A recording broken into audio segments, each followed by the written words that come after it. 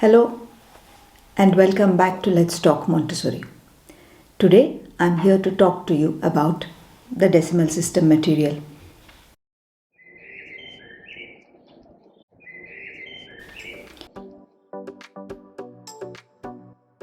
We often simply refer to it as the golden bead material.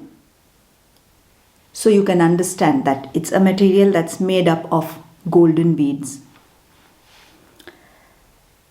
We use this material to introduce the child to the workings of our system of counting, the decimal system, or a system that is based on tens.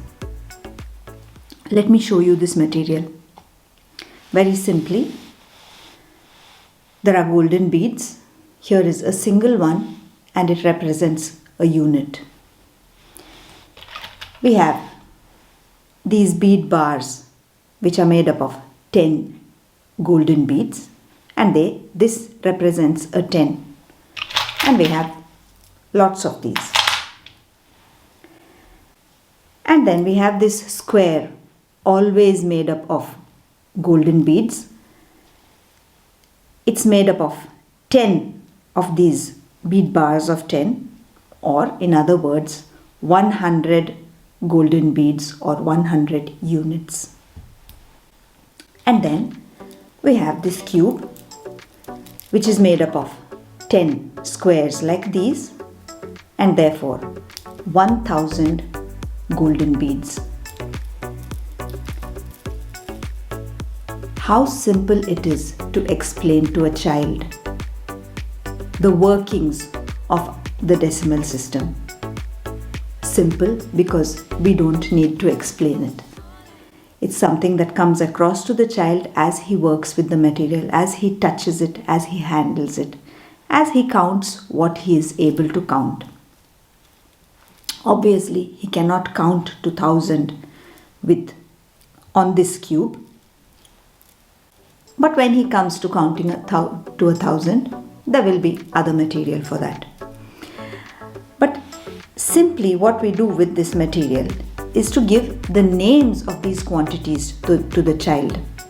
This is 1 or a unit, this is 10, this is 100, and this is 1000. Along with that, we show the child that this 10 is actually made up of 10 units, that this 100 is made up of 10 tens. So here is the connection that 10 tens makes 100. Just as 10 units makes a 10, 10 tens makes 100. And this 1000 is made up of 10 hundreds. And we leave the child with this material to know the names, to recognize what he can recognize from what he can see of the material. So what does the child understand from this material? Why do we say that the material shows the child the workings of the decimal system? For that, we have to see what the decimal system consists of. The rule of our decimal system is that more than 9 loose units of any one level cannot exist. The moment there are 10, it becomes the unit of the next level. For instance, I can have 9 units, 9 unit beads, but if I have 10 units, it becomes 110. And this is what we always do when we are doing our additions. If we do 7 plus 2, it remains as 9 units. But if we do 7 plus 3, it becomes 110. So we write down a 0 and carry the 110. So this rule is very clearly seen with this material. The moment I have 9 units, the moment I go beyond 9 units, it becomes 10.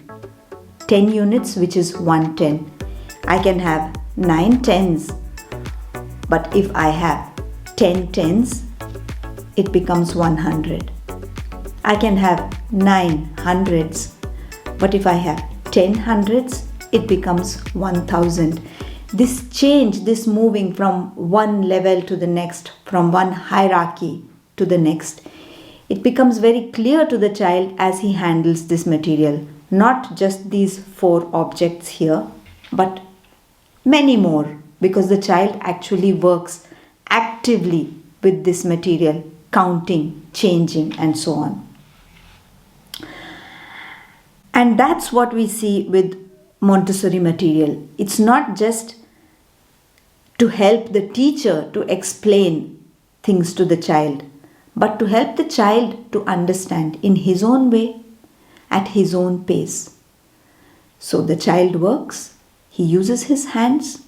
Through his hands, his intelligence understands what the material is there to teach him. Thank you for being with me, and I'll see you again next week. Bye.